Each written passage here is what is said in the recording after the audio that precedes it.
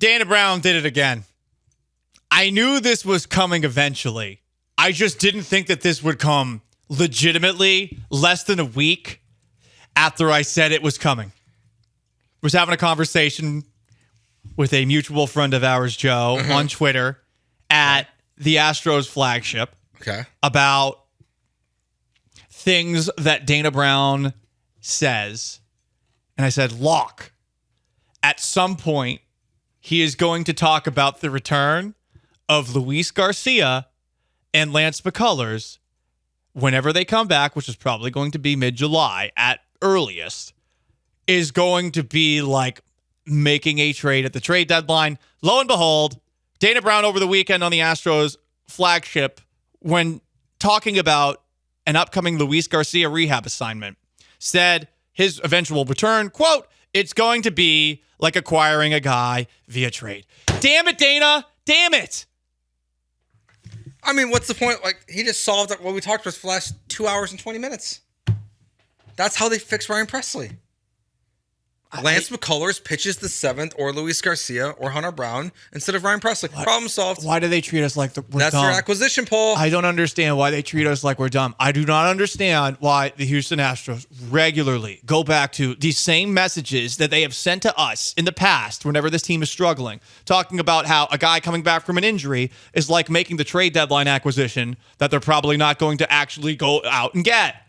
You know, that, hey, we're buyers. And by the way, they're buying Luis Garcia. We're buying Luis Garcia. And who Lance is already McCullers on the roster, who are paying. Exactly, Joe. And Lance McCullers, same thing. They're buying Joey Loperfido. They did this last year. They did this when Altuve and Alvarez returned. They basically spun it as, yeah, well, we might not have been very aggressive at the trade deadline, but you know what? Having Altuve back and Alvarez back is just like getting someone at the trade deadline. They did the baseball card narrative twice. One last year, again this year. Can you just give me some different messaging with your propaganda? Can you change the spin just a little bit? Can you be a little more creative? Who is in your ear? I will do it. I've volunteered before. I'll do it again. I am sure that I could, on the side, do Astros propaganda better than whoever is doing it for their PR staff. I 100% could do it. And I'm sure they're making more than me. Because they don't have answers. And and I agree with you. I would love to hear some more creative answers. But they don't want to tell us the truth. The truth is that they know they have a bad farm system. That's why Dana Brown got hired. And that they've already traded away 2 of their best prospects last year for an aging Justin Verlander, who often pitches like he did yesterday. So they can't go out and acquire more guys. They know that their owner has spent quite a bit of money on this team, but probably won't spend much more. At least until guys like Alex Bregman are off the books and Ryan Presley. They know that they just don't have a lot of options. So they're going to tell you that their big moves are deadline acquisitions because they get lucky, because they have guys that are hurt, because they don't have to. Because, like, what would they say if they weren't hurt? They would just say we're bad. Like, I kind of wish we were in that world where, like, McCullers and Garcia were healthy right now to hear what Dana Brown would say when he doesn't make a move at the deadline. And even before that, like, what did they do? They had Trey Mancini? Yeah. The year they won the World Series? Christian Vasquez. Yeah. Sweet. Well, that was James Click that did that. Yeah, no, that was a great move. I mean, Trey Mancini won the World Series for the Astros. But I understand when things aren't going well for a team that sometimes you're just SOL, for lack of a better term. But Pinch is saying it right here. The Astros gaslighting of us has increased of late. And yes, maybe this is a natural move when a team that has been successful for such a long period of time runs into some hard times. But I'd rather them say absolutely nothing than to give us this. And it's my biggest frustration with Dana Brown. It has nothing to do with him as a general manager, where I'm not even sure he has that much power. Keith Law, remember, with the Killer Bees, said that the really general consensus around baseball is that Dana Brown doesn't have much say at all. It's Jim Crane, it's the Skull and Bones Letterman Jacket Society that's telling Dana what he has to do at the major league level. But how about just zip it? You don't have to give us this stuff. This just makes me feel like you think we're dumb. Especially when they can just be propaganda interviews and you can just tell like the people that work for you basically what questions to ask. I'm always blown away by, like, every week how much Dana Brown speaks to the media. He's a lot. I mean, He speaks to the media more than Nick Casario speaks to the media, more than Rafael Stone speaks to the media. Like, he just is constantly on. Because typically the Sunday interview with Robert Ford would be the only one that he would do.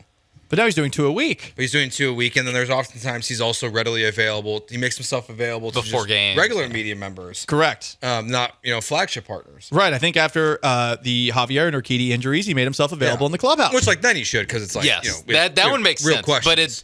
But there's no need to hear from him twice a week. Like, there really is no need to actually hear from him twice a week. And I don't even know if they're gaslighting us more than in previous years, because it's not like the Jeff Luhnow Astros were exactly like an open book when it came to everything. Obviously, we'd come to know more about that. But even even with how they handled injuries and stuff, they're not very clear with injuries. It's just the difference was they won 105 games every year. That was the difference.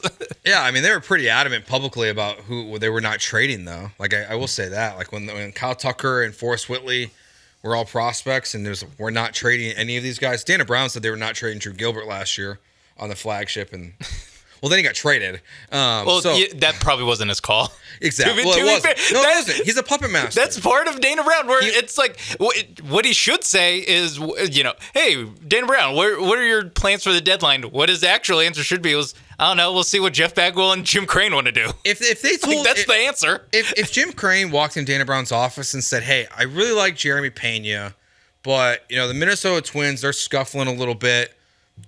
Let's trade them Pena for Carlos Correa. Just make sure they eat most of the money and just make the trade, because I want Carlos back as an Astro." He'd have to do it. He has no say. His only say is probably one night a year. I said probably because no one knows how many days the MLB draft is anymore. But, like, that's really his relevance right now. Exactly. And yet he makes up for that being his only say by saying literally all the gaslighty things he possibly can. Yeah. Well, it's because, just deflect. Yeah. And Jim Crane and Jeff Bagwell should be the ones talking. They should be the ones with the Sunday Robert Ford interview. That's what's actually making the big picture decisions on the.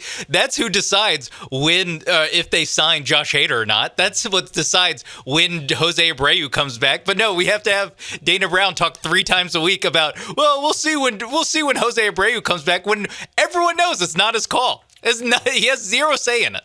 We'll react to what Dana Brown has to say later in the week on his Astros flagship interview. Generally, we do that at 2 o'clock on Wednesdays. Prediction time. 1, do you think he'll be asked about Trevor Bauer? 2, what do you think he'll say about Trevor Bauer? I think he will be asked about Trevor Bauer. I'm going to call my shot and say he's going to say they're not interested.